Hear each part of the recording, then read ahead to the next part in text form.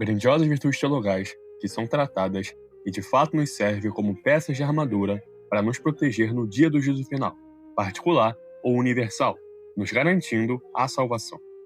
Porque sabeis muito bem que o dia do Senhor virá, como um ladrão durante a noite.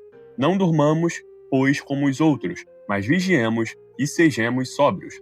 Mas nós, que somos filhos do dia, isto é, da luz da fé, sejamos sóbrios, estando revestidos da couraça da fé e da caridade, e tendo por elmo a esperança da salvação. Pois Deus não nos destinou para a ira, mas para alcançar a salvação por nosso Senhor Jesus Cristo. Hoje eu venho aqui não por mim mesmo, porém apoiado nos estudos e conclusões de pessoas muito mais inteligentes que eu. Ajudar a todos, tanto batizados ou não batizados, a compreender os principais pontos dessas grandiosas virtudes teologais. Estarei me apoiando nas conclusões de São Tomás no livro A Suma contra os Gentios e Suma Teológica, e nos estudos do sacerdote e doutor em teologia Alain Maria de Lassus, no livro Las Virtudes Teologales, Fé, Esperança e Caridade. O esquema do vídeo de hoje e dos demais dessa série terá como premissa ir apontando sobre as principais características sobre a virtude proposta. Na barra do vídeo e na descrição estarão cada ponto separados por capítulos, caso no futuro queiram reassistir apenas para pegar um ponto específico da explicação. Na conversa de hoje, apontarei as principais características das virtudes teologais em geral, com nos vídeos posteriores indo falando sobre cada uma em específico. Com o tema apresentado e falado sobre o esquema do vídeo, pegue e vista sua armadura, pois iremos nos aventurar nas verdades sobre as virtudes teologais. Para entendê-las de fato, precisamos compreender um conceito bastante essencial antes, a graça. São Tomás dá um significado de graça como um presente dado gratuitamente. Conforme ao modo comum de falar, a graça pode ser tomada em tríplice acepção. Segundo, na acepção de um dom gratuitamente dado, e assim costumamos dizer, faço-te esta graça. E de fato é assim, pois na maioria das vezes, ou se não em todas as vezes que essa palavra é mostrada na Sagrada Escritura, aparece nesse contexto. Deus, vendo que era grande a malícia dos homens sobre a terra, e que todos os pensamentos do seu coração estavam continuamente aplicados ao mal, arrependeu-se de ter feito o homem sobre a terra, e, tocando de íntima dor de coração, disse, exterminarei da face da terra o homem que criei, desde o homem aos animais, desde os répteis até as aves do céu, porque me pesa de os ter feito. Porém, Noé achou graça diante do Senhor. A segunda definição de Tomás à graça é o seu caráter gratuito. Isso significa que esses favores nos foram dados sem mérito algum nosso e por livre escolha de Deus. Não significa que todos sejam dados a qualquer momento, ou que não seja exigido de nós uma cooperação. No Antigo Testamento, esses favores eram dados em sua maior parte por bens materiais. Se quiserdes, se fordes dóceis, comereis os bens da terra. No Novo Testamento, esse aspecto material é tirado, e o favor ganha um aspecto muito mais elevado. Se refere à comunicação da vida divina. Porque Deus amou de tal modo o mundo que lhe deu seu Filho unigênito para que todo o que crê nele não pereça, mas tenha a vida eterna. Jesus tira a estima pelas recompensas temporais da antiga lei e eleva as atemporais da nova, na passagem de Mateus 6, 19 e 20. Não acumuleis para vós tesouros na terra, onde a ferrugem e a traça os consomem, e onde os ladrões perfuram as paredes e roubam.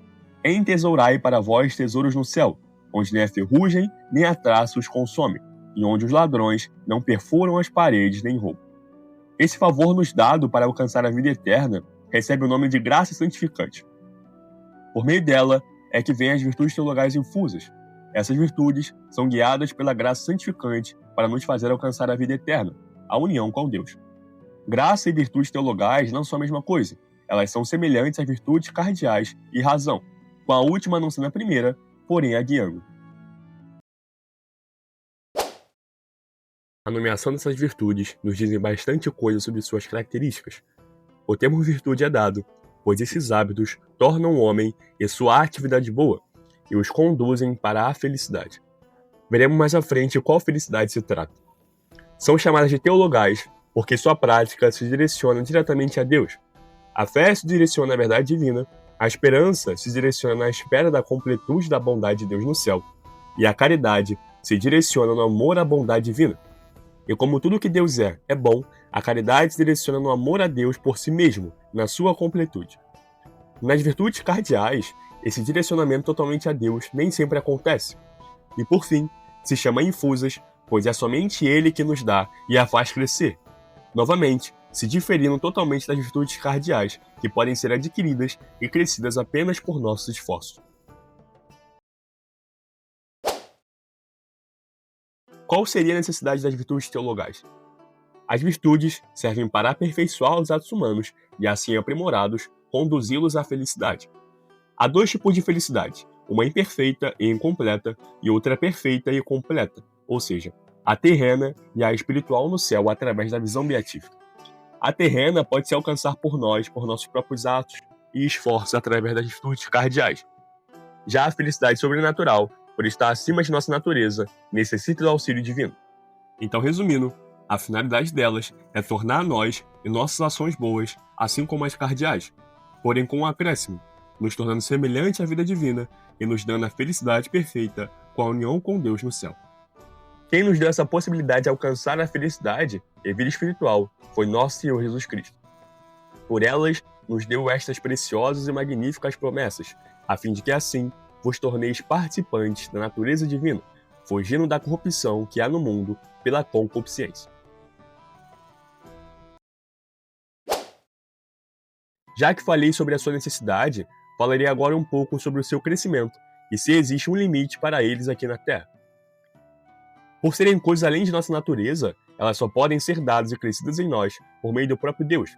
No entanto, isso de maneira alguma exime de nós a nossa cooperação nesse processo, porque, como de acordo com Santo Agostinho, aquele que te criou sem ti não te salvará sem ti. Ele vem para fazer apenas o que não podemos fazer. No entanto, o que podemos, ele não fará por nós. Nos vídeos posteriores sobre cada virtude, falarei como cooperar corretamente em cada uma. Nisso podemos entrar em um assunto conexo. Será que os crescimentos das virtudes teologais têm um limite? Quando se trata de virtudes cardeais, podemos falar que essa linha existe, pois, como afirma Aristóteles e São Tomás também, compartilhando da mesma ideia, as virtudes cardeais são classificadas pelo meio termo, ou seja, para que suas ações sejam virtuosas, você não deve nem se exceder e nem ter de menos, deve seguir o caminho equilibrado do meio. Nas virtudes teologais, há duas maneiras de tentar observar isso, olhando para Deus ou para nós mesmos.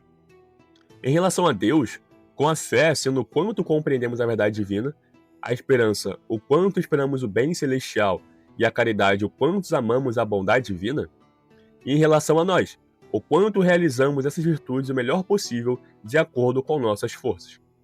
Em relação a Deus, nós nunca estaremos no excesso, pois nós nunca conseguiremos ter fé, esperar e amar o suficiente a Deus, pois suas verdades e bens são infinitos.